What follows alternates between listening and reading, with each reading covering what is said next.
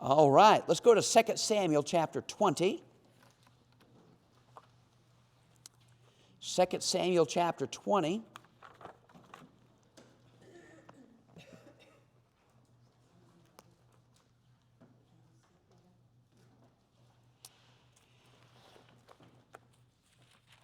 Is this on? We're good. All right.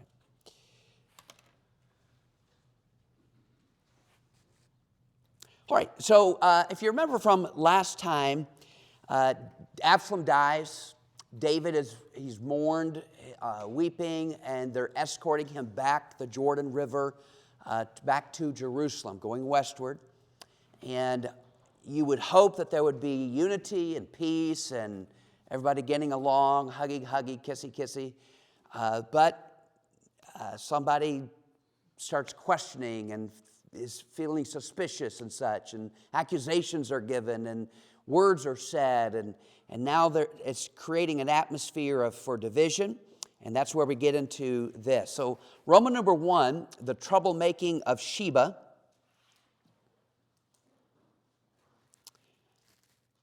Letter A, Sheba's uprising. Hey, by the way, let me share a blessing. Can I share a blessing with you? We have 2 to be baptized Sunday. One, let me tell you the story here. Our boys' basketball team, there's a guy on there by the name of Boone. Boone's been inviting a guy by the name of Braxton to come join the church, or to come join the team. But he had some questions, so he called Levi. Levi said, hey, why don't you come to church and check it out? So a couple of weeks ago, Braxton came to church. He brought his girlfriend. And they sat in the church. I wrote him a letter. I didn't know they were boyfriend and girlfriend. But I wrote him a letter. And they didn't come the following week, but they came they came the following week after that. And Levi introduced me to them, and the guy said, hey, I'd like to be baptized. I said, baptism's only for believers. I said, do you know for sure if you die today, you're going to heaven? He goes, well, no, I don't. I said, you got a few minutes? I said, yeah. So Levi and I and Braxton and Ella, his girlfriend, all went to my office and had the privilege of leading both Braxton and Ella to Christ. And so he said, now can I get baptized? And I said, well, take some literature home and read it. And so he came back this Sunday, and he brought a friend. Braxton brought a friend by the name of Ethan. And Ethan came to me and had a prayer request. His mom's going through something. And so I was able to talk to him a little bit about that. And so Braxton is going to get baptized. He's invited some of his family members and friends to come for the baptism Sunday. Meanwhile, Ann Bell is going to get baptized. Ann has been attending our church for 3 years. She started attending March of 2022, so it's literally been 3 years. And a lot of people probably think she's a member of the church, but she's just a faithful attender and loves the Lord. It's very clear. She grew up in church and believed and was baptized as a child. Some things happen in life, how things happen in life, and she just got out of church for decades. Until a couple of years ago, she was looking for a church, but she wanted a good church, so she started looking online for a local church that taught right. She found ours. She came, people surrounded her, they immediately invited her to Sunday school, and she's been here ever since. She and I talked last year about membership, but I didn't press it or anything. I just let it be. And then we had a senior saints luncheon to Olive Garden a couple of weeks ago. And I sat next to her, and somehow it came up. She says, I've been thinking about joining. I said, okay. I said, have you trusted Christ? She said, yes. And she said, baptized? Yes. I said, for sure you're going to heaven? She goes, well, I think so. And I says, okay, well, let's set up an appointment. She came in last week, and because she sometimes feels like she's saved, sometimes she doesn't. Some people do that. And so I gave her assurance of salvation. She prayed and trusted Christ and got that settled once and for all. And I gave her about 4 pages of notes on baptism. She texted me a couple of days later. I told her that if she was going to get baptized, she was going to get baptized with somebody else. She didn't want to be the only one. And so I told her about Braxton getting baptized, and she said, I'm most definitely going to get baptized. So anyway, that's exciting. Should have started off with that, huh? Letter A, Sheba's uprising. Number 1, underneath that, Sheba's conspiracy. Let's look at verse number 1. There happened to be there a man of Belial, that just means a wicked man, whose name was Sheba, the son of Bichri, a Benjamite. Now, that may not mean anything, but remember, Shimei was a Benjamite. Shimei was the guy that threw stones at David. They're both from Benjamin. That's Saul's tribe. So that is interesting, that these two guys that are against David are from the same tribe as Saul. But he blew a trumpet and said, we have no part in David, neither have we an inheritance in the son of Jesse. Every man to his tent, O Israel. So every man of Israel went up from after David and followed Sheba, the son of Bichri. But the men of Judah clave under their king from Jordan even to Jerusalem. All right, so he's still being conducted back to Jerusalem, but not everybody's following him. It's now a divided kingdom. And so that's the conspiracy. Number 2, David's concern. What's going to happen next is very interesting. He's going to compare the rebellion of Absalom to something that's getting ready to happen. And he's going to say, this right here, I'm concerned if we don't deal with this correctly, that it will be worse than Absalom's rebellion. Verse 3, David came to his house at Jerusalem. The king took the 10 women, his concubines, whom he had left to keep the house, and put them in ward, fed them, but went not unto them. So they went shut up the day of their death, living in widowhood. Then said the king to Amasa, hey, assemble me the men of Judah within 3 days, and be thou here present. So remember, Amasa's been promoted, and he's got a job to accomplish. Have you ever told somebody, okay, if you're a parent, you know exactly how this feels. You tell somebody to do something, but they don't think it is as big as a priority as you do. Sometimes husbands and wives get into this, you know. There's a concern, and typically the woman has the concern, and the guy says, it's not that big a deal. That's typical. But here's David saying, hey, we need to take care of this, and Amasa isn't going to take care of it in the time frame that David wanted it. Verse 5, so Amasa went to assemble the men of Judah, but he tarried longer than the set time which he had appointed him.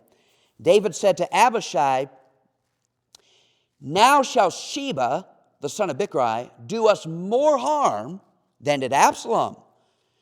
So he's going to now assign him to do it. Take thou thy Lord's servants, pursue after him, lest he get him fenced cities and escape us. There went out after him Joab's men, and the Cherethites and the Pelethites. Anytime you see those guys, the Cherethites and Pelethites, those are David's bodyguards. And all the mighty men, and they went out of Jerusalem to pursue after Sheba, the son of Bichri. All right, so Amasa was supposed to do the job. He didn't. So now Abishai and Joab are going to take matters and deal with it. Sheba's conspiracy, David's concern. Number 3, Joab's cruelty. Now, Joab was cruel already when he killed Absalom. But now that they're going after Sheba, who rebelled, they're going to come across the guy, Amasa, who lingered, didn't do the job. So Joab's going to say, let's get rid of this guy. He's no use.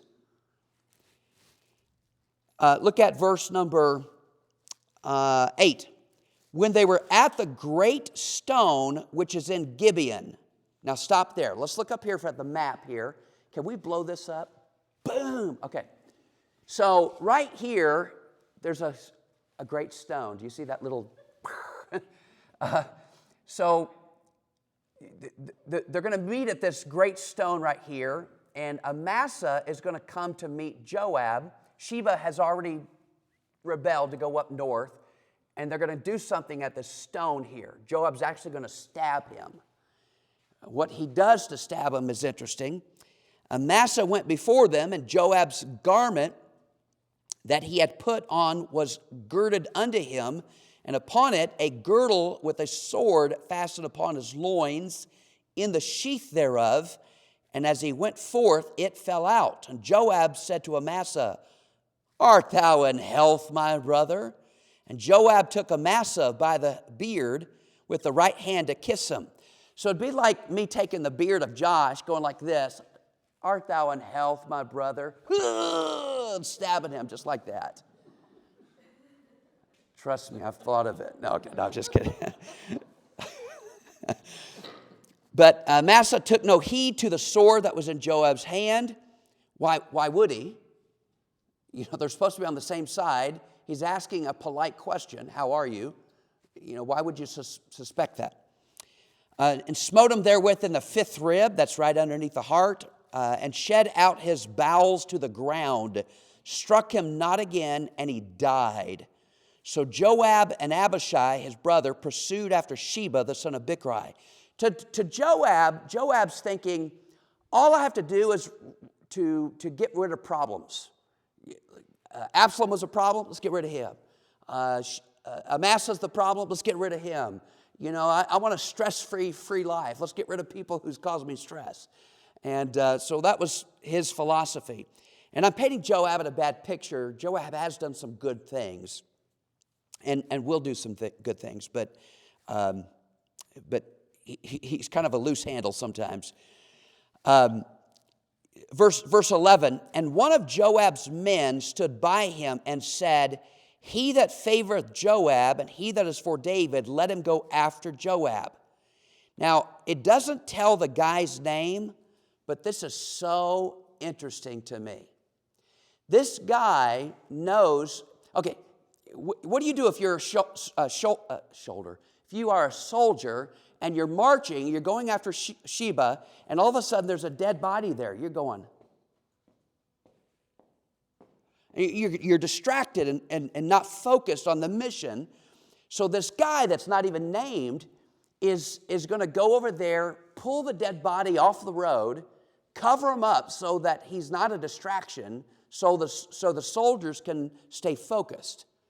I think that's a valuable lesson there. And it may seem cruel, but as far as the mission is concerned, removing distractions is a good principle. It helps. Look, when I study, I try to not even have music playing in the background. Now, you may be able to. If I do, it's just instrumental. I don't have music playing with words. My brain's not that powerful. Anyway, but I remove distractions. So when Michelle, when she studies for her Sunday school lesson, she's got a ritual. She lights a little candle. I think it's marijuana or something, but she lights a little candle, and she makes sure that I'm out of the house or downstairs. She doesn't start until I'm gone. And I don't cry or anything in front of her. But anyway, I understand distraction. So that's what he's going to do. Verse 12, and Amasa wallowed in the blood in the midst of the highway, and when the man saw that all the people stood still, he removed Amasa out of the highway into the field, cast a cloth upon him. When he saw that everyone came by, stood still. When he was removed out of the highway, all the people went on after Joab to pursue after Sheba, the son of Bichri. To me, that's a New Testament principle when it talks about removing the weights that so easily beset us. I love this. That's awesome. All right, so letter A was Sheba's uprising. Letter B is Sheba's undoing. Sheba is now going to go up. If we can move the map just a little bit. There we go. Sheba's going to go way, way, way up north. There's a town up there called Abel. There's another area called Beth-Maacah, or however that's pronounced. I'm just actually making it up, sound like I'm smart. I didn't look it up, but I think that's how I would pronounce it, Beth-Maacah. But anyway, Joab is pursuing Sheba with Abishai. They're going to go up there. They're going to go up to a city. What happens next is amazing. If you're not familiar with the story, it's going to tickle your fancy. Number one, the war against Abel. Abel's the little town. Verse 14, and he went through all the tribes of Israel unto Abel and to Beth-Maacah and all the Bethrites, and they went together and they were gathered together, and went also after him. They came and besieged him in Abel of Bethmaachah. They cast up a bank against the city, and it stood in the trench, and all the people that were with Joab battered the wall to throw it down. Now, what happens next is amazing. This lady's going to come out there and go, time out. What are you doing? And they said, well, we came after this guy by the name of Sheba, and he ran into your city. And the woman's going to say, and? They said, well, we're going to kill him, and since you're hiding him, we're going to kill you guys. She goes, could I have a minute, please? She goes in and talks to everybody, and they agree. They cut his head off, toss it over, their volleyball, and they serve it over to there, and the city is saved, all because of a wise woman. This week, you guys know Roman Palomo? Roman has surrendered to preach. And a couple of weeks ago, Pat asked me to help him out how to develop an outline. So Roman came in this week, and we spent about 45 minutes, and I said, hey, I want you to read 2 Samuel chapter 20. And this helped me to review it as well, And I already had the outline done and everything, and I said, so read it out, read it to yourself, and then tell me. And he told me exactly everything that took place. I said, man, you got good comprehension skills. And so then I helped him with the outline and stuff like that. The only point we could not come up with was a letter for this woman to meet an acrostic outline. So it was fun to work with him. And I told him, I said, every preacher's going to study differently. Let me just show you what I do. And so anyway, it was kind of fun for me to do this. But let's go on. Look at verse number 2 in your notes, the wisdom from Abel. We saw number 1, the war against Abel. Number 2 is the wisdom from Abel. And this is dealing with the woman. Look at verse 16. Then cried a wise woman out of the city, hear, hear, say I pray you unto Joab. Come near hither, that I may speak with thee. When he was come near unto her, the woman said, art thou Joab? He answered, said, I am he. Then she said unto him, hear the words of thine handmaid. And he answered, what do you want, woman? I do hear. That's what he said. Then he spake, saying, they were wont to speak in old times, saying, they shall surely ask counsel at Abel. So they ended the matter. I am one of them that are peaceable and faithful in Israel. Thou seekest to destroy a city and a mother in Israel. Why wilt thou swallow up the inheritance of the Lord? Why are you going to such extremes? In other words, don't throw out the baby with the bathwater. Verse 20, and Joab answered and said, far be it from me, that I should swallow up or destroy. In other words, I really don't want to destroy everybody, but if you're going to hide them, I'll destroy everybody. I don't want to do that. Verse 21, the matter is not so, but a man of Mount Ephraim, Sheba, the son of Bichri by name, hath lifted up his hand against the king, even against David. Deliver him only, and I will depart from the city. The woman said unto Joab, behold, his head shall be thrown to thee over the wall. She hadn't even actually consulted with everybody else. She just tell them, this is how it's going to be. Then the woman went into all the people in her wisdom. I love that phrase.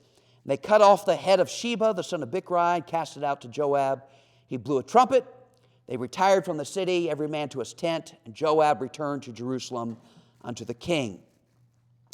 And then it's going to tell, number 2 is in your notes, it's the tally of leaders.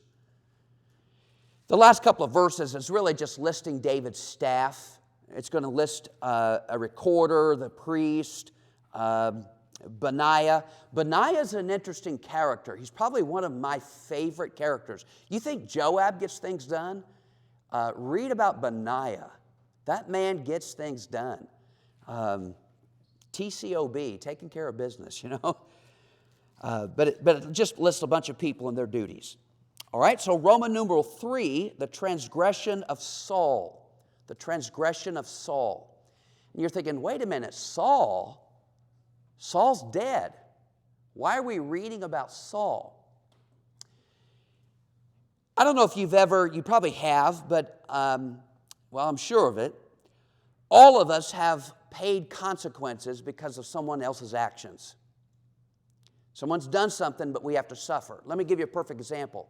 Joshua and Caleb, the 12 spies went to spy on Canaan. Joshua and Caleb brought back a good report. They were men of faith. They said, let's go in. 10 guys come back and tell Moses, hey, we can't do it. So what happens? They wander around for 40 years. Joshua and Caleb are stuck in the consequences of their unbelief. So all of us go through suffering. Well, what's going to happen? David is going to deal with something that Saul did. Now, I will tell you this. Starting in chapter 21 through, we've only got a couple of chapters left. There's debate on when these happened. Most people think that chapter 21 happened much earlier. And that only makes sense because of the circumstances of what they're dealing with. It would make sense that it happened soon after Saul was king. And soon after Saul was dead and David was king. So, but nevertheless, chapter 21 is where we're at. Letter A, the problem. The problem. 2 Samuel 21, look at verse number 1. Then there was a famine in the days of David, 3 years. Year after year, and David inquired of the Lord, and the Lord answered, and he gives the reason. It's for Saul and for his bloody house, because he slew the Gibeonites. Now, before I read verse 2, let's go back in our mind what in the world this is talking about. Way before even Saul, Joshua, the people were there, and God was doing miracles and allowing Israel to conquer people. Well, word spread, and so this somewhat nearby town, they disguised themselves like they had traveled for a long distance with old clothes and moldy bread and all that kind of stuff, and they came over there and they lied to Israel. And before Joshua even prays and seeks God's wisdom and counsel, he makes a covenant with these people, saying, hey, you are now our allies. And then they tell him, psych, we're not from far away, we're over the hill, and now you can't hurt us, nanny, nanny, boo, boo. And I'm paraphrasing. But Saul, you knew that, huh? Saul didn't care about that peace treaty, and he just killed a bunch of them. He ignored it. So that's what it's referring to. Verse 2, and the king called the Gibeonites and said unto them, and it gives a long parenthesis. Now the Gibeonites were not of the children of Israel, but of the remnant of the Amorites, and the children of Israel had sworn unto them. And Saul sought to slay them in his zeal to the children of Israel and Judah. All right, so God was using Saul to conquer a lot of enemies and such, and he just wiped them out too. All right, so number 1 is the problem. Letter A was the problem. Letter B is the plan. Number 1, underneath that, David's meeting. David's going to meet with these Gibeonites and going to ask them, what's the problem and what do you want? Kind of like what President Trump is trying to do with peace negotiations.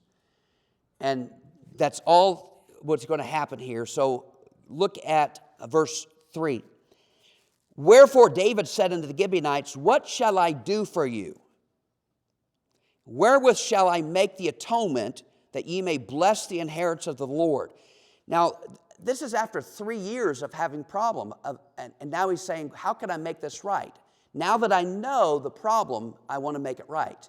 Sometimes problems can go on and on and on until you actually know what the problem is, and then you want to try to seek peace. That's what David's trying to do. The Gibeonites, I'm going to read the passage in just a second, but the Gibeonites are going to say, look, we want, what's the word I'm looking for? Not revenge, but retribution.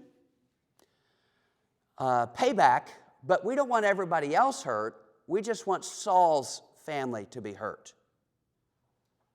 So if we can have 7 of their children dead, we'll call it even. Verse 4, And the Gibeonites said unto him, we shall have no silver nor gold of Saul. We don't want to be bought, nor of his house. Neither for us shalt thou kill any man in Israel. He said, well, what then? What shall you say that I will do for you? They answered the king, the man that consumed us and that devised against us that we should be destroyed from remaining in any of the coasts of Israel, let 7 of his sons be delivered unto us, and we will hang them up unto the Lord in Gibeah of Saul, whom the Lord did choose. And the king said, I will give them. Now, David has a meeting with them. He understands how now to make peace and what they're wanting. So not only number 1 is David's meeting, but number 2, David's mercy. Now you think, how in the world is that mercy if he's going to allow them to kill 7 people? Because he's going to say, don't touch Mephibosheth. Mephibosheth was Jonathan's son, who he had made an agreement with a long time ago, so he's going to keep that covenant and extend mercy to Mephibosheth. Look at verse 7.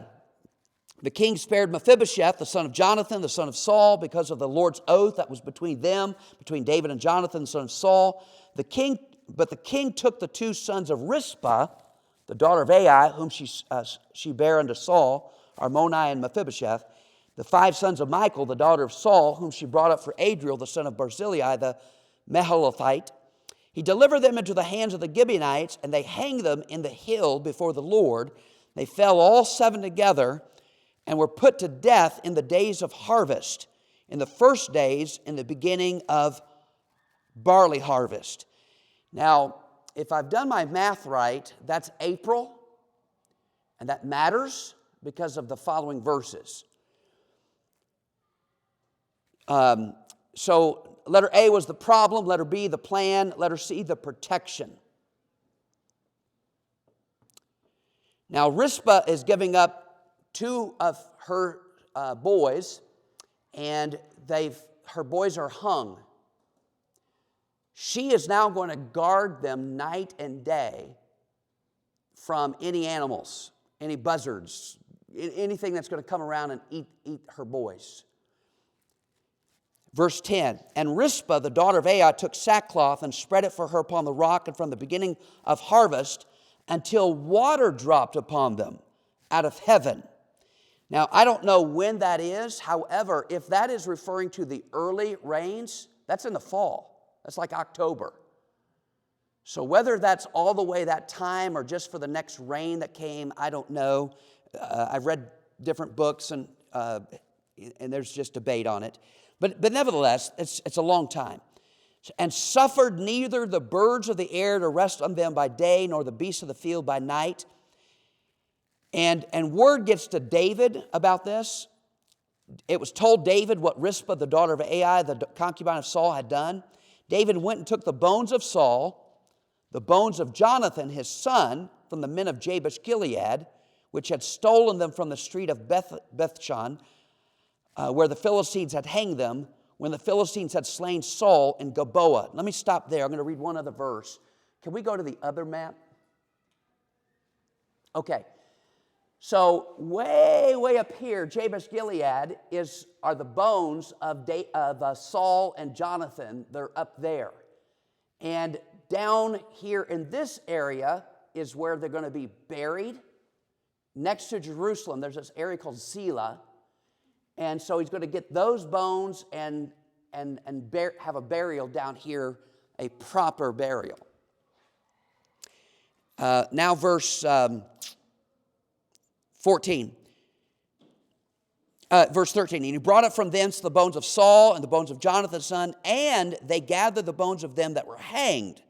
The bones of Saul and Jonathan's son buried they in the country of Benjamin, and in Zelah, in the sepulchre of Kish, his father. They performed all that the king commanded. And after that, God was entreated for the land. Okay, and then lastly, number 4, the triumphs of the 4. The triumphs of the 4.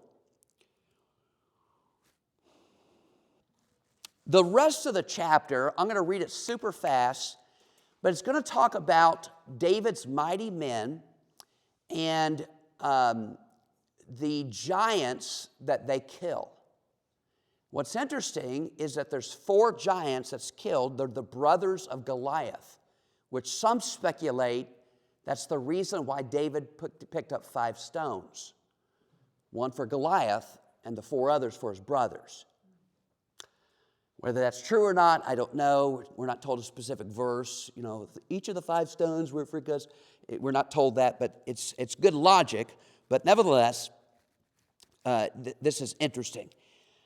And then I'm going to come back and show you one truth that I want to give tonight to help us. So starting in verse 15, I'll just read through. Moreover, the Philistines had yet war again with Israel. David went down, and his servants with him, fought against the Philistines, and David waxed faint. And Ishbibenob, which was of the sons of the giant, the weight of whose spear weighed 300 shekels of brass in weight, he being girded with a new sword, thought to have slain David. But Abishai, the son of Zeruiah, succored him or helped him, and smote the Philistine and killed him.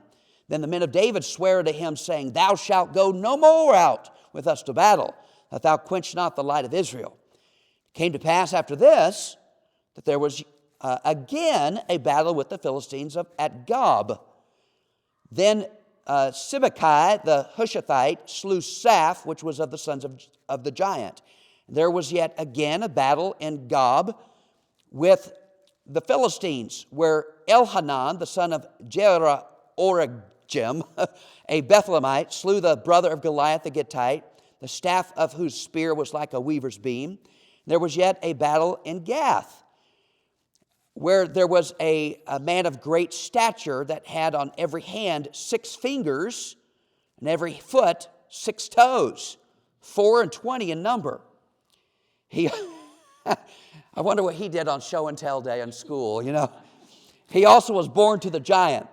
And we defied Israel. Jonathan, the son of Shimeah, the brother of David, slew him. These 4 were born to the giant in Gath, fell by the hand of David, by the hand of his servants. So those other towns over here, you see Gath here, you have Gob, which is called Gezer. Those are where these giants were killed over there. And so that's the location of those. But I know I read it fast, but I want to show you 4 words. And this is the principle, the application that I want to just remind us of. Look at verse 15. Moreover, the Philistines had yet war. What's the next word? Again. Verse 18. And it came to pass after this that there was what? Again, a battle. Verse 19. And there was again a battle. Verse 20. And there was yet a battle in Gath. That passage right there reminds me that the Christian's life is a battle, and it's ongoing. It's not like you have a battle, then it's over. It's just you have to be equipped and stay equipped and ready. Why? Because we have an adversary seeking whom he may devour. So let me encourage you in all this bloodshed and killing, just remind us of the Christian battle that we're still facing today and how much we need the captain of our salvation. All right, so we'll get to chapters 22, 23, and 24 next week. We're going to be ending this. I hope to finish all 3 chapters next week, but we'll see about that.